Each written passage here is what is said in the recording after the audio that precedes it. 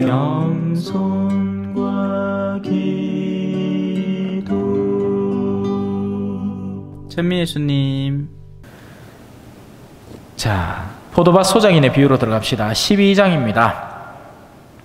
예수님께서 그들에게 비유를 들어 말씀하기 시작하셨다. 예수님은 애써 비유라는 껍데기에 싸서 줍니다. 그래야 당신도 보호받고 비유에 쌓인 그 비유하는 내용도 보호받고, 왜냐하면 관심 없는 사람은 비유만 듣고 밀어두기 때문이죠. 하지만 관심 있는 사람은 양파 껍질을 까듯이 비유를 까서 그 안에 있는 실제 과일을 먹는단 말입니다. 어떤 사람이 포도밭을 일구어 울타리를 둘러치고 포도와크를 파고 탑을 준비를 단단히 갖춰 놓은 거죠. 그리고 소작인들에게 내주고 멀리 떠났다. 우리가 누리고 있다는 이 모든 신앙적인 요소들의 원주인은 누구다? 하느님이에요. 예수님이고요. 그럼 우린 누구예요? 소작인들이죠. 우리는 기껏해야 받은 것을 가꾸고 있는 중일 뿐인 겁니다. 내가 뭔가를 만들어냈다, 이루어냈다. 어마어마한 착각입니다. 흔히나 이런 성당, 성주 성당, 시골 지역에 있는 성당에서 소위 말하는 텃세에 사로잡힌 사람들을 만나면 그런 생각을 합니다. 이 성당 지을 때 내가 크게 한몫했는데, 그러면 자기의 마음이 거기 철떡 붙어 있는 겁니다. 이기 내 끼인데, 이 말입니다. 옛날에 성당에 뭐 할 때 내가 뭐 했는데, 이런 시나리오들 많이 들어보셨죠? 그들은 소작인들이 아닙니다. 저그들이 주인이에요. 아니에요. 우리는 소작이네요. 하느님이 우리한테 능력 자체를 주지를 않았다면, 내가 태어날 때부터 뇌성마비가 있었다거나 아니면 뭐가 반신불구였다거나 한다면 어떻게 우리가 할 수 있는 지금의 일들에 매진할 수 있단 말입니까? 모두가 은총이에요. 하나부터 열까지, 머리부터 발끝까지 다 은총. 하느님이 허락하셨고 그렇게 되기를 원하셨기에 우리가 이렇게 하고 있는 것뿐이에요. 우리 게 아니란 말입니다. 언제든 당신께서 앗아가시면 할 일 없이 사라질 것들이죠. 요즘에 서울에 물난리가 났잖아요. 최근 들어 제가 필요한 무슨 물건이 있어가지고 시켰는데 다 젖어 있더라. 다행히 안에 물건들이 좀 젖는다고 해서 상하는 게 아니라서 그냥 아무 소리 안 하고 쓰긴 썼는데,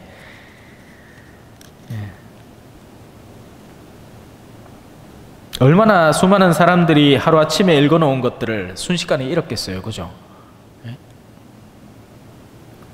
그게 왜 우리라고 일어나지 말라는 법이 있단 말입니까? 언제든지 일어날 수 있는 거예요.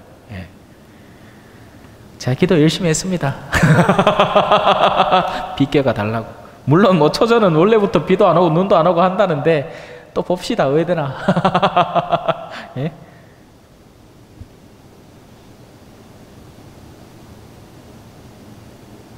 자, 포도철이 되자 열매 맺을 철이 된 겁니다. 그는 소작인들에게 종 하나를 보내어 소작인들에게서 포도밭 소출의 얼마를 받아오라고 하였습니다.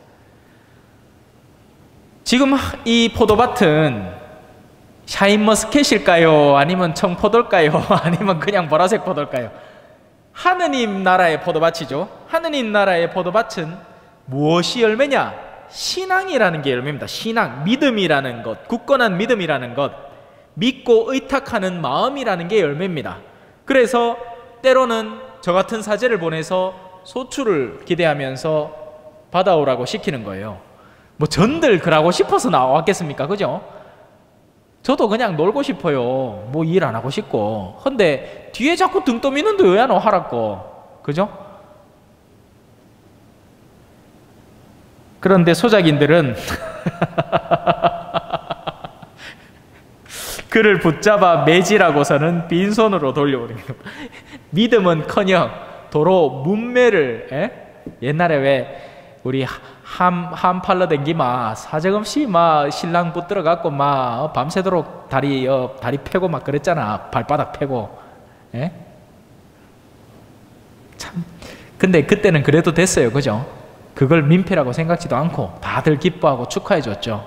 그런데 지금 아파트에서 극하면 난리 날기라, 그죠? 예. 제 어릴 때 기억이 생생합니다. 왜 항상 보면 오징어 이래 쓰고 오잖아, 그죠? 근데 얼굴에 냄새 안 나나 몰라. 예? 그 나중에 술안주로 다 묻었기라. 예. 뭔 소리 하다가 갑자기 이래 됐노? 아, 매질. 하여튼 열매를 받아오라고 덜렁 보냈더니 열매를 손에 쥐어주기는커녕 도로 막 후드려 패는 겁니다. 예. 제가 뭐 소상한 이야기는 못하겠지만 처음에 이 본당에 열매 받으러 왔다가 황당한 일들을 많이 겪었죠. 예. 욕도 많이 먹고. 그래서 동화가 되네요. 제 이야기하고 갑자기 막 동화가 되네. 예? 자, 주인이 그들에게 다시 다른 종을 보냅니다. 그러자 그들은 그 종의 머리를 쳐서 상처를 입히고 모욕합니다. 그리고 주인이 또 다른 종을 보냅니다. 3세번이에요. 3세번. 항상 성경에 보면 이 3이라는 숫자는 하느님을 상징적으로 드러냅니다. 성부, 성자, 성령. 그리고 이 베드로의 배반도 3번, 훗날 사랑 고백도 3번. 한 번은 실수로 그럴 수 있다 해요. 2번까지도 잘 몰라서 그럴 수 있다 합니다. 3번부터는 완전성을 의미합니다. 그들의 죄가 굳건해지는 거죠. 이제 주인에게는 오직 하나, 사랑하는 아들만 남았다. 그는 마지막으로 내 아들이야 존중해 주겠지 하며 그들에게 아들을 보냈다. 그러나 소작인들은 저자가 상속자다. 이게 그 사람들이 멍청한 겁니다. 상속자를 죽이면 지금 자신들이 누리는 것이 온전히 자기들 것이 된다는 큰 착각 속에 빠져 있죠. 근데 그 착각은 어디에서 기인하느냐? 죽음이라는 요소가 자신을 기다리고 있고 그 죽음 이후에 진짜 주인에 대한 감각이 사라져 버렸기 때문에 그들이 그렇게 할 수 있는 겁니다. 그러니까 한마디로 얘기하면 하느님 무서운 줄을 모르는 거죠. 전권을 쥐고 계시는 하느님이 계시다는 것에 대해서 망각하고 있는 겁니다. 그렇기 때문에 두려움이 없이 그런 일들을 할 수 있는 거예요. 그래서 예수를 죽이는데 혈안이 되는 겁니다. 성당 안에서도 예수님의 흔적을 없애는 모습을 때로는 발견하게 됩니다. 레지오는 열심히 하는데 신앙적 열성은 하나도 없이 껍데기만 남은 레지오들. 그 예수님이 쏙 빠져 있는 거예요. 기도는 그냥 국수 말아 먹듯이 후룩 말아 못 보고 심지어는 어떤 때는 익합니다. 미사가 뻐 있는데 레지오를 한다고 미사를 안 들어오고 앉았어. 이 멍청한 사람들이. 언제 성모님이 내 아들이 제일 중요한 게 내 아들 하는 걸 제일 우선으로 삼아라 했지. 내가 제일 중요한 게 너희는 나를 위한 어떤 외적 활동을 하면서 미사를 소홀히 해도 괜찮다 하신 적이 언제 있습니까? 레지오를 안 하더라도 미사를 가야지. 이 뒤바퀴도 엄청 뒤바퀴 같고 사람들이 뭐가 중요한지 모르고 자기들이 이루어 놓은 관습과 습관이 더 중요해져 버린 겁니다. 천벌 빠질 짓이죠.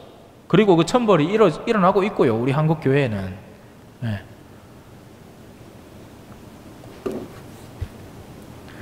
말씀이 메말라 가잖아. 하느님의 가장 큰 천벌은 오히려 사람들에겐 축복일지 모르겠는데 말씀이 메말라 간다는 겁니다.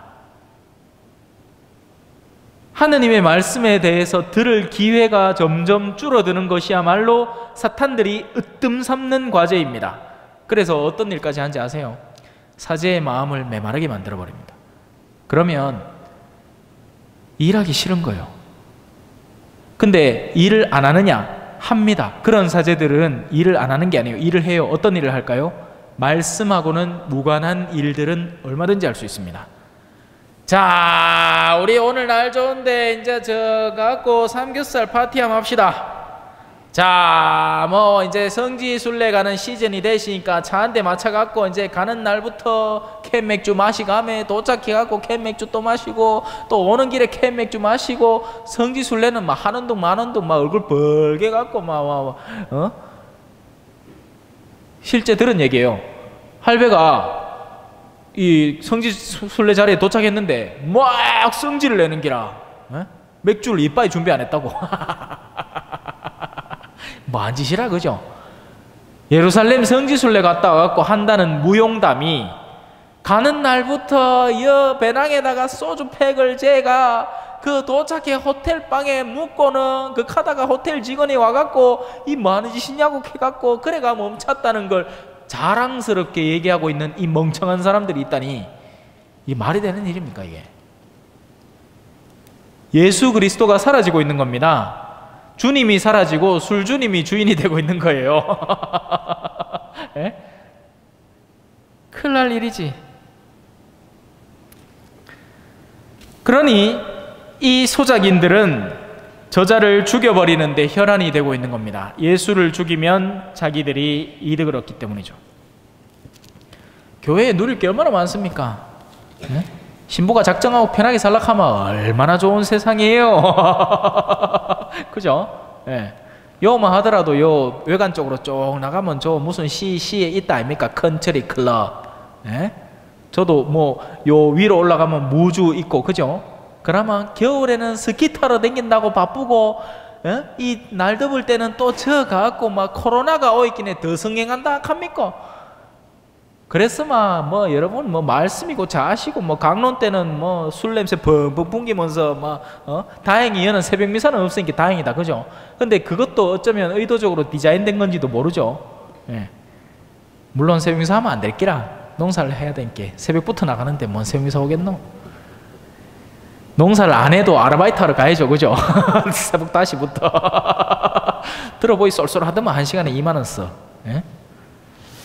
나도 시간 날 때 한번 해볼까 싶은데 낸자 한번 시켜줬어. 예.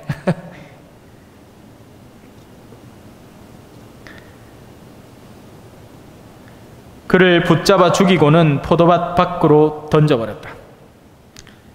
결국 포도밭이라는 건 이 우리가 살고 있는 이 현세 세계라는 거죠. 물론 교회라는 곳이 더 특정화된 포도밭이지만 그들은 예수 그리스도를 교회 안에서부터 심판해서 밖으로 내던져 버린 겁니다.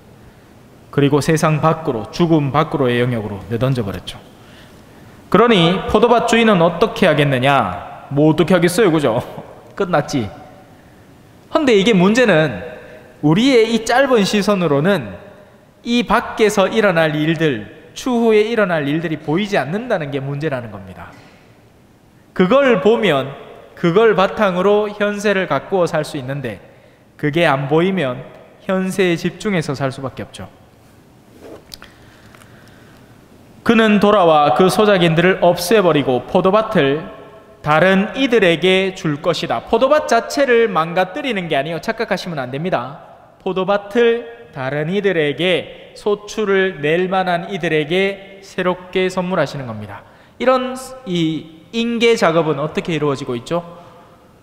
뭐 현실적으로도 인수인계가 일어나고 세대가 바뀌지만 무엇보다도 이 시대가 변화하죠. 예를 들어서 우리나라는 말 그대로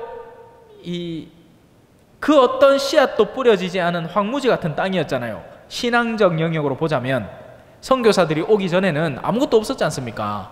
그저 그냥 책 몇 권이나 그냥 받았지. 저 안동에 가면 우곡성지라고 있거든요. 거기에 독특한 점은 신앙 선조가 없다는 거예요. 무슨 말이냐? 세례받은 누구를 모시고 있잖아요. 그럼 누구를 모시고 있는데요? 홍유환 선생이라는 분을 모시고 있습니다. 그럼 그분이 누구겠어요? 온갖 유명한 신앙 선조들의 할아버지예요. 근데 왜 그렇게 그분을 거기다 모시고 있느냐? 칠극이라는 책이 있습니다. 7가지의 극기라고 해서 우리 칠제종 들어봤죠? 예. 뭐 탐식, 탐욕, 분노, 질투, 탐색, 색욕 이런 거 있잖아요.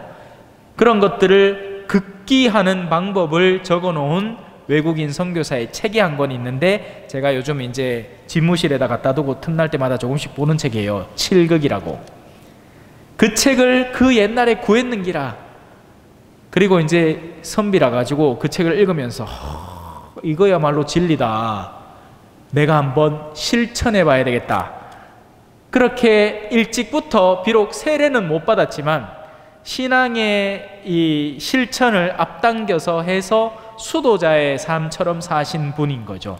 그리고 나서 이제 그 후대에 수많은 순교자들이 낳는 거고. 나중에 한번 놀러 가보세요. 나중에 시간 되면 저도 제가 데리고 가고 싶은데 기회가 있겠지 뭐. 아직 이번당의 시간이 많이 남았지 않습니까? 그지요? 예. 이제 새로운 사목 임원들 구성되면 그분들 데리고 한번 피정식으로 가보려고 해.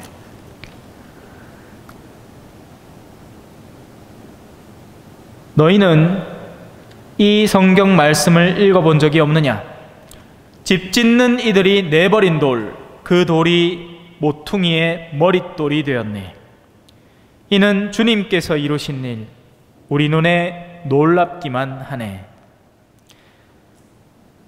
그들은 예수님께서 자기들을 두고 이 비유를 말씀하신 것을 알아차리고, 다행입니다. 근데 알아차리고 난 뒤에 행동이 중요하죠. 그분을 붙잡으려고 하였으나 군중이 두려워 그분을 그대로 두고 떠나갑니다. 그래서 어떤 걸 어떻게 알아차렸다는 거예요?